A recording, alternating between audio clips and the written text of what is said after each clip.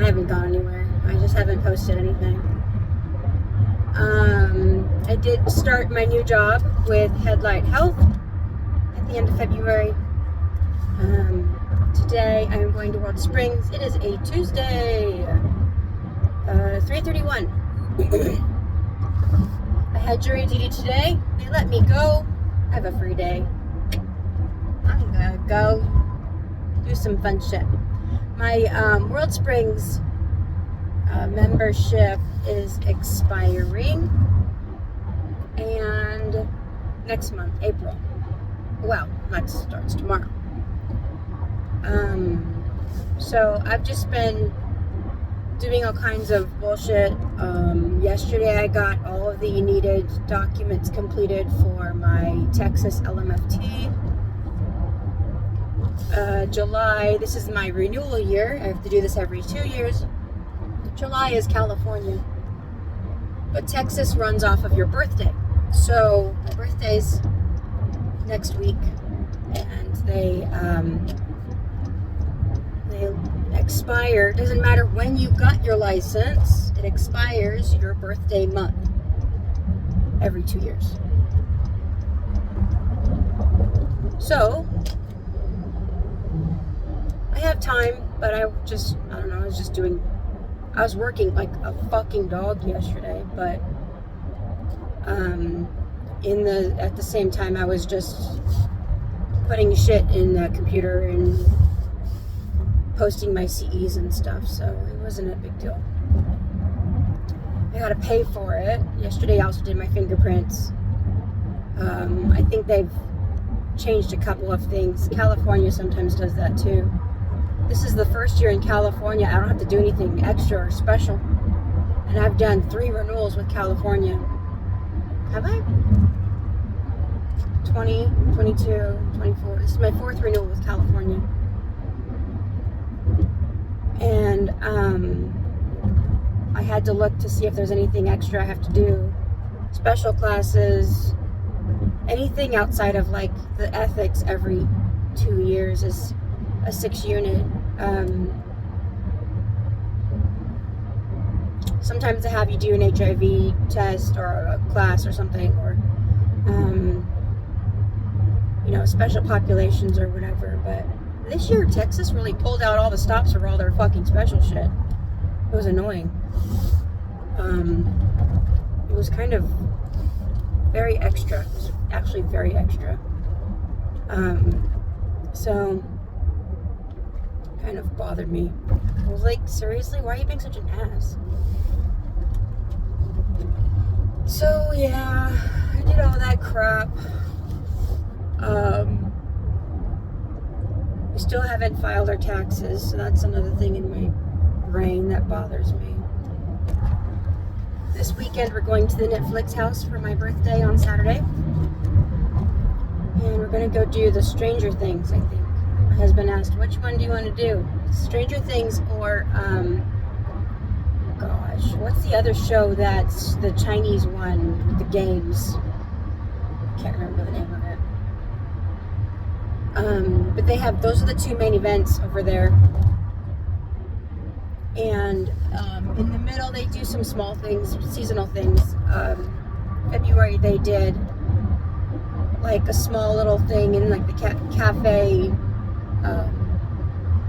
gift shop area for Bridgerton during February for Valentine's Day. Squid Games is the other one. I knew you guys were going to comment on that. So yeah, those are the 2 mains. And I said, I don't care which one we do because we're going to go back and do the other one. So it didn't matter to me. This July, we're going to go to Gatlinburg, Tennessee. And I've already got that, the stay booked because we're going to be doing 8 nights with 6 people. So shit books fast and it gets expensive. So we're gonna go to Dollywood and Pigeon Forge, and I want to do a alpine coaster I did that when I was a kid once in Colorado. It was a lot of fun. And I've always wanted to do that again. My emotions with my mom have been up and down. I've had times when it was just really difficult. We had an old babysitter in California. What she wanted to be called was Shishi.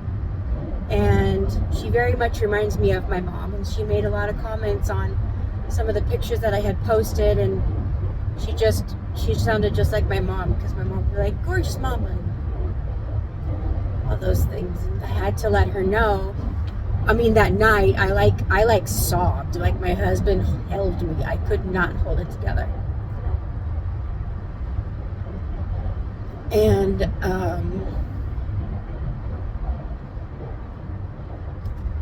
I don't know, like, it's important to tell people that we love that they're important. And she just, she started to, like, touch that I miss my mom nerve. And I just lost it. And so I messaged Shishi and told her how important that was to me and how special that was, and it was very sweet. And I loved it. I was sobbing, but I loved it.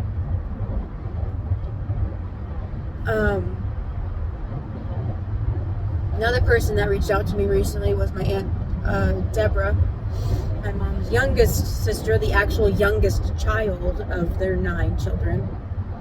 There's only 2 left. There's Deborah and Delbert. And Delbert, I don't know how old Delbert is. He was older than my mom. I think he's in his upper 70s. And Deborah has to be at this point 71. And I love talking to my Aunt Darlene, but there's a part of me that feels like I'm jinxed, and if I talk to Deborah, she's going to die too. But if I don't talk to Deborah, then she'll die without me talking to her. I don't know. It's a weird, our brain does weird shit. It grabs 2 coincidences that aren't related to each other and then magically thinks that they're somehow connected and correlated. And I know logically it doesn't make sense, but I don't want her to die.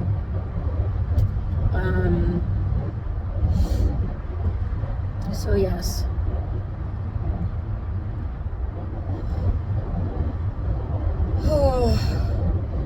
Grieving sucks. Overall, I think the duct tape of my life is holding together.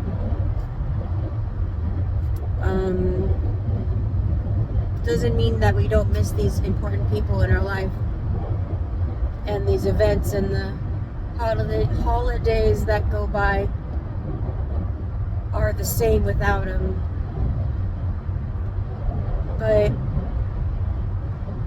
what it does mean is that we find ways to take the life duct tape and make it work as best we can without this person in it.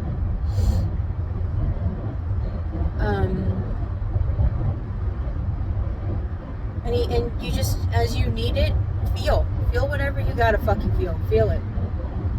Just let it happen. Like when I was sobbing, I couldn't, like, I was sobbing at night. Like my husband all he did was hold me, and I was like hyperventilating, sobbing.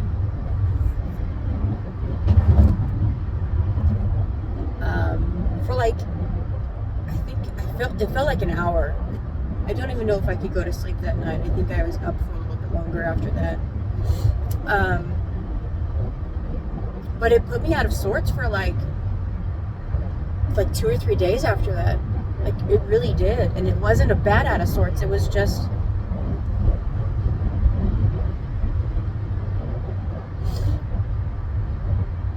my mom was an important person to me.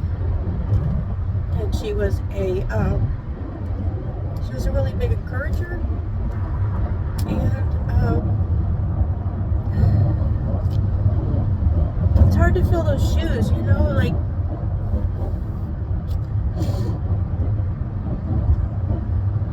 she was the one that would be like, it'll work out, it'll be fine. Stop.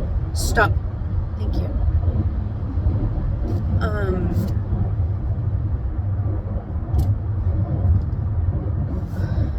And she just talked life into my life. She spoke life to me.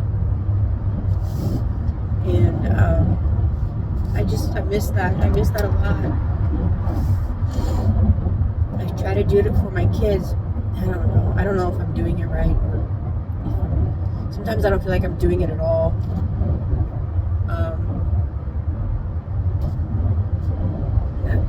But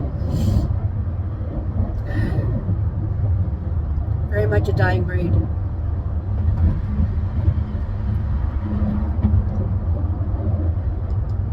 So, what else is going on? My daughter has a boyfriend. I don't know if I've said it before. He's a decent kid. He really is.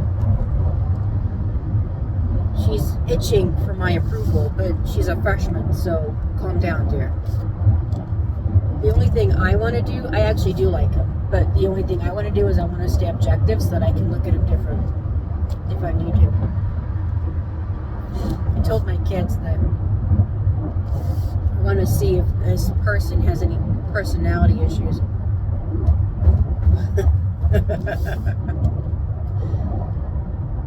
And my husband, when she had her first boyfriend in 8th grade, he didn't even meet him, and I met him at their 8th grade graduation, and I told him, like, you didn't even stick around to meet him. He goes, nah, it's not important. And I was like, I don't know. I want whoever they pick to be around as long as and as much as possible to our house, because I want to see who they are. I want to see what their personality's like, and what their fights are like, and I want to see what they do. And I told him, like, when I was dating, it wasn't even a big deal to bring a boy home to me, with me. It was just like, hey, I'm going home. This is what I told my husband. I was like, it wasn't a big deal. It was just like I'm going home. I live there. You want to come over and hang out? You know, of course my parents are there. It isn't like I'm only going to bring somebody over that I'm seriously interested in. By that point, if I haven't seen them by then, I don't know. It's kind of a bigger red flag for me then. So, I think she's sniffing him out as a serious possibility for the future, but she's only 14. So is the boy. And there is a part of me that's just like, I don't know, like, who you are at 14 isn't who you're gonna stay as.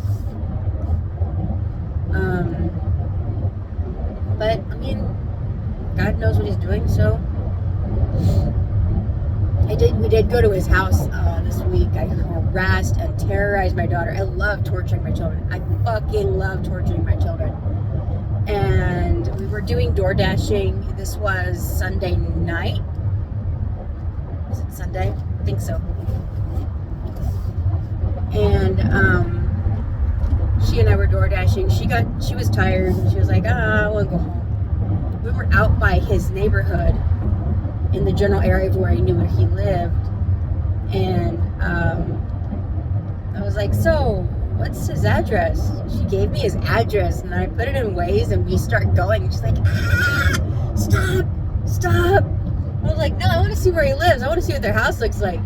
I know they had a new house. Their neighborhood's a brand new neighborhood, like our neighborhood is. And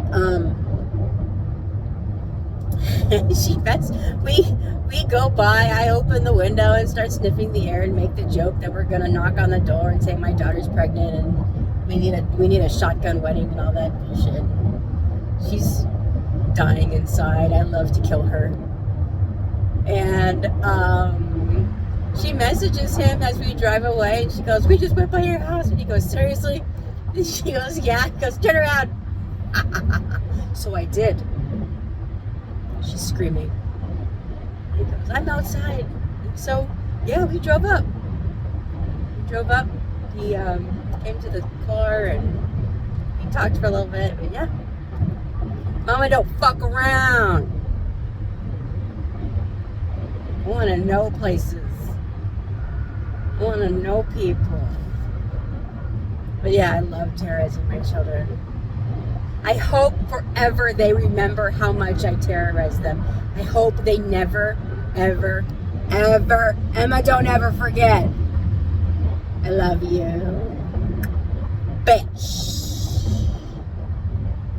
This is my bitch.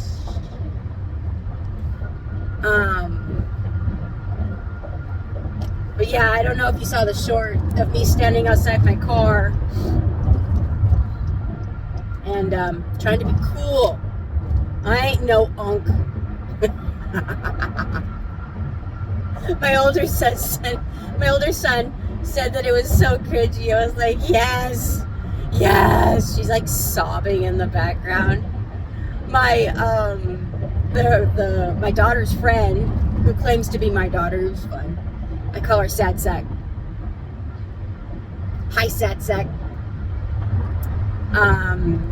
She recorded me, and my second son, who goes to school right now, he's a junior.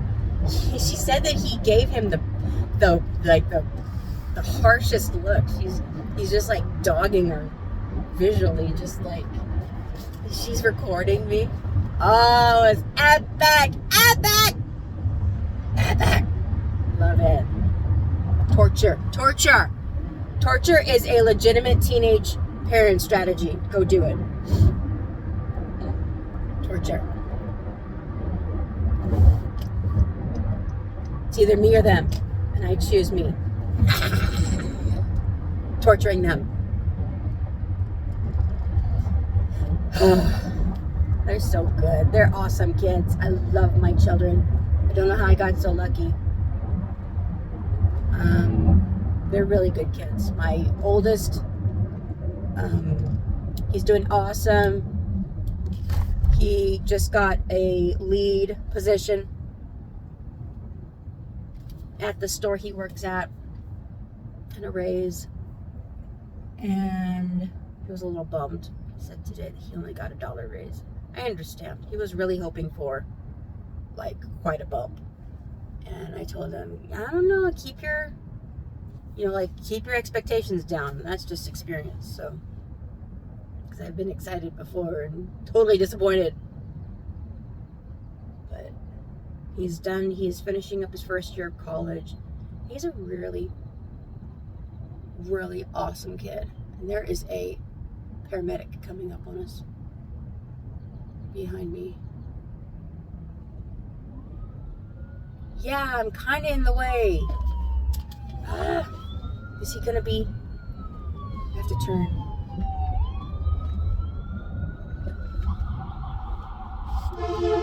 Oh, okay, he's turning that way.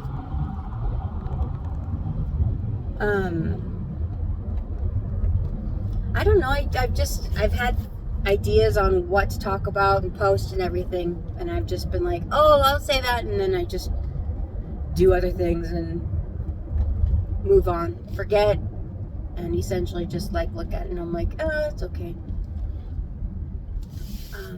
But I hope you guys have been doing well, and just remember that there is life after grieving. I know I lost my mom. Some people lose children. And realistically, I know it's about the same. God damn. Like, you know what? I don't know if it's about the same. I really don't. I don't want to think about that at all. That sounds like a horrible thought. the emotions aren't going to change. The way it happens is individually different.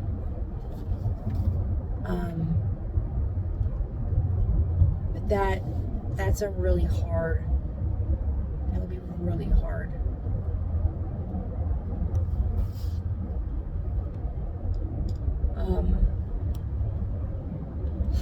But I do hope you have a great Easter. This is the Easter weekend. And you guys take very good care of yourself. Don't forget to continue to work on legacy and how people will know you and remember you. How we made them feel is what they'll remember most. They really will.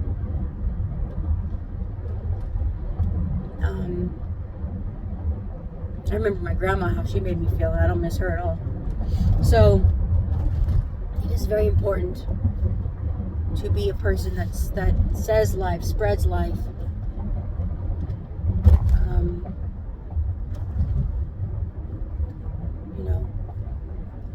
Gives life verbally. And be one of those positive people. Be a positive person. And I'm not positive. I'm not. Realistically, I'm not. I love my children fiercely. And whoever they decide that they're going to pick, I'm going to love them too. Including the boyfriend that they're going to make that work. Or is mine. Fiercely love them. But our love language is torture. So, yes. All right, I will talk to you later. Thank you for coming and joining, and have a wonderful, wonderful day. Okay, bye.